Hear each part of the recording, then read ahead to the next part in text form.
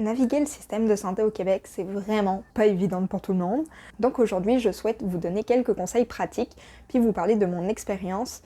Bientôt 8 ans que je suis au Québec, j'ai pas énormément de problèmes de santé, mais que j'ai dû dealer avec le système de santé au Québec.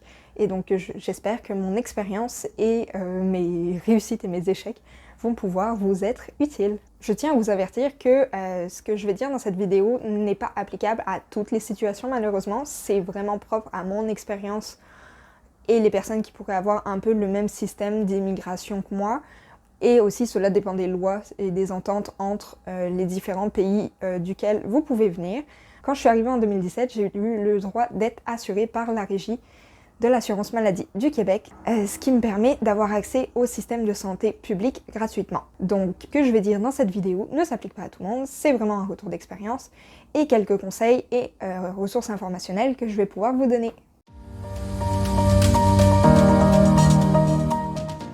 Pour comprendre le système de santé au Québec, il faut comprendre un peu les bases, comment ça s'organise. Donc le système de santé au Québec s'organise autour de la Régie de l'assurance maladie, la RAMQ, qui normalement t'offre les soins médicaux de base gratuitement. Par contre, même si théoriquement tu as accès aux soins médicaux de base gratuitement, notamment avec les cliniques publiques, les cliniques sans rendez-vous, les CLSC, c'est bien plus compliqué d'accéder aux services. Il faut donc savoir se débrouiller et savoir à quelle porte toquer pour obtenir les soins médicaux dont nous avons besoin. Les services que personnellement j'utilise le plus sont les CLSC pour tout ce qui est soins de base, prise de sang, rendez-vous pour la vaccination. J'utilise aussi beaucoup la pharmacie. Ici, le pharmacien peut te renouveler tes ordonnances. Ils peuvent te vacciner. Moi, j'ai eu le Zona l'année dernière. Ils peuvent te donner des médicaments pour les urgences mineures comme le Zona et la grippe. Si vous avez une question sur le système de santé puis que vous n'êtes pas sûr, je dirais toujours d'aller voir votre pharmacien, poser la question, lui il va vous dire si c'est de son ressort ou pas. C'est souvent ce que je fais maintenant. Pour ce qui est des PVTistes, vous avez l'obligation d'avoir une assurance privée quand vous venez au Québec, fait que je vous conseillerais de vous renseigner et de ne pas attendre d'avoir un problème médical, parce qu'ici les frais médicaux coûtent extrêmement cher aux PVTistes quand votre assurance ne fonctionne pas. Donc, vous renseignez auprès de votre assurance, c'est quoi les cliniques affiliées, puis comment ça fonctionne le remboursement, parce que par exemple, j'ai une amie qui était en PVT, qui était enceinte. Elle a dû débourser pour son accouchement près de 10 000 $ canadiens, puis tout ça lui a été remboursé par la suite, mais pas en intégralité, si je me souviens bien.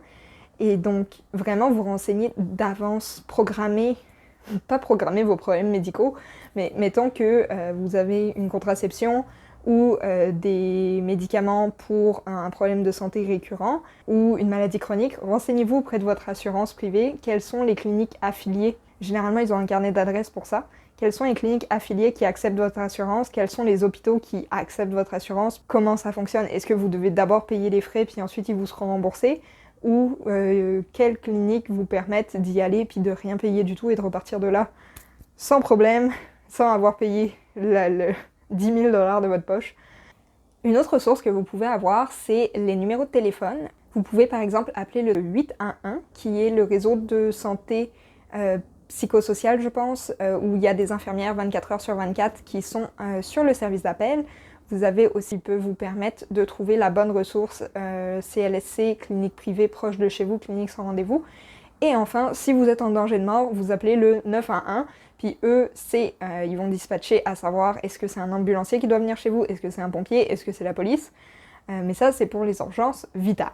Si, comme moi, vous avez la chance d'avoir une RAMQ, vous pouvez prendre rendez-vous en ligne sur Rendez-vous Santé Québec, qui est un site super bien fait, mais qui va souvent dire qu'il n'y a aucun rendez-vous disponible pour le moment. Les plages horaires, généralement, en fonction des cliniques, sont mises à midi ou à 16h ou à 17h pour le lendemain.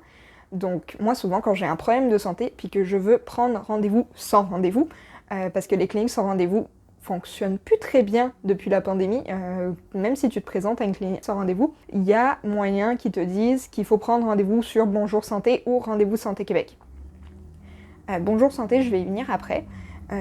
Personnellement, je trouve que c'est une aberration, mais bref. Donc, Rendez-vous Santé Québec, tous les jours, tu te connectes à 16h avec tes identifiants, ta carte de RAMQ, et tu prends rendez-vous pour le lendemain à une clinique d'urgence où tu vas pouvoir voir un médecin ou une infirmière qui va avoir la possibilité de te donner des ordonnances puis gérer ton problème de santé. T'aider et t'accueillir dans ton problème de santé pour répondre à ton besoin. Oui, ça peut prendre un petit temps à arriver à avoir un rendez-vous, mais prenez ce temps-là, comme entre 16h et 17h, quand je m'y mets en 15 minutes à rafraîchir la page encore et encore et encore, j'arrive à trouver un rendez-vous. Si jamais tu n'as pas de carte de RAMQ, comme je l'ai dit, tu es censé avoir une assurance privée. Si c'est pas le cas, renseigne-toi sur mettons, tu es en tourisme, renseigne-toi auprès de ton système de santé d'origine, à savoir comment ça se passe. Et aussi peut-être avec ta carte bancaire, tu aurais une assurance santé. En fonction de quelle carte bancaire tu as, tu peux avoir 3 jours d'assurance santé, 30 jours d'assurance santé. C'est toujours une chose à penser quand tu pars en voyage. Mais moi, je m'adresse surtout aux expatriés, donc ceux qui normalement ont soit la RAMQ, soit une assurance privée. Donc en plus de Rendez-vous Santé Québec, il y a un système qui s'appelle Bonjour Santé. Bonjour Santé, c'est l'équivalent de Rendez-vous Santé Québec, mais payant. Tu payes un abonnement mensuel pour lequel tu as accès à prendre des rendez-vous avec des infirmières, des médecins, des spécialistes, téléphoniques ou en présentiel. Donc techniquement, Bonjour Santé, c'est pas si mal parce qu'on a tellement de difficultés à avoir un rendez-vous médical au Québec qu'il y a beaucoup de gens qui sont prêts à payer pour arriver à voir un médecin. Sauf que c'est un système de santé à 2 vitesses où si tu payes pas, t'as pas accès au médecin, puis si tu payes, t'as accès au médecin. Ce qui cause encore plus de problèmes systémiques. Un livre que j'aime beaucoup qui traite de ce sujet-là spécifiquement au Québec, publié chez Éco-Société, de Anne Plourde. Ça s'appelle « Le capitalisme, c'est mauvais pour la santé », puis ça explique comment les sociétés privées ont détruit le système de santé publique au Québec en profitant des failles dans le système, et quels sont les espoirs pour l'avenir au niveau de la santé, puis quelles conséquences cette privatisation du système de santé a sur les populations. Donc mes plus gros conseils pour les expats, si vous avez le droit à la RAMQ, donc si vous n'êtes pas en PVT et que vous venez avec un autre permis, que ce soit permis de travail, permis d'études, renseignez-vous auprès de votre système de santé dans votre pays. Souvent, vous allez devoir partir de votre pays d'origine avec un formulaire s'il y a des ententes entre votre pays et le Québec. C'est avec ce formulaire-là que vous allez pouvoir faire la demande de RAMQ une fois sur place. Pour ce qui est des gens qui ont une assurance privée, renseignez-vous auprès de votre assurance privée quels sont les frais couverts, parce que la plupart des assurances privées aussi ne couvrent pas par exemple la grossesse ou les maladies chroniques. En conclusion, le système de santé au Québec, c'est complexe. À Montréal, on est très nombreux, fait que les ressources disponibles sont aussi débordées. Les Québécois non plus comprennent pas comment prendre un rendez-vous. Au début, quand j'ai été malade les quelques premières fois, il y en avait qui me disaient bah va à l'urgence, il y en avait d'autres qui me disaient va pas à l'urgence, va à l'urgence, va pas à l'urgence. Comme aller à l'urgence, c'est pour l'urgence. Si tu vas à l'urgence parce que t'as de la fièvre, puis finalement c'est une grippe, mais tu peux y rester comme des jours à l'urgence avant de voir un médecin pour juste de la fièvre. Il faut vraiment que t'aies le bras cassé ou une coupure énorme. Avoir la RAMQ aussi, il faut comprendre que c'est pas une solution miracle. Quand tu passes de PVTiste à résident permanent, mettons, là tu vas avoir le droit à la RAMQ. Ça va pas forcément t'ouvrir toutes les portes. Au contraire, vu que tu payes pour une assurance privée, malheureusement, c'est souvent plus efficace que l'accès au système de santé publique. Donc, voir avec ton travail si tu as une assurance, voir avec ta banque, sinon si tu peux avoir une assurance complémentaire pour te couvrir dans ce système-là. Puis malheureusement, la réalité qu'on a, je parle du Québec, mais c'est surtout, moi je vis juste à Montréal, fait que je connais juste la situation pour Montréal. Malheureusement, le système favorise le fait que si tu payes, tu as accès plus vite au système de santé. Pas meilleur, parce que souvent les médecins qui sont dans des cliniques privées, ils sont aussi dans des cliniques publiques, comme à temps partiel au privé, à temps partiel au public. Puis le père de mon ami est allé voir pour un gros kyste, il est allé voir un dermato pour un gros kyste à l'hôpital. Puis le dermato lui a dit je vous mets sur liste d'attente pour l'opération, mais si jamais, le mercredi et le jeudi, je travaille dans telle clinique privée, si vous venez me voir, je peux vous opérer sous une semaine. Comme, déjà, c'est pas légal de faire de la promotion pour tes services privés, mais c'est juste aberrant comme situation de lui dire que c'est moyennement urgent, donc on te met sur liste d'attente, mais si tu payes, tu vas t'enlever le risque que ça devienne urgent. Donc, c'est ça. Moi, ça m'énerve. Mais c'est le système dans lequel on évolue.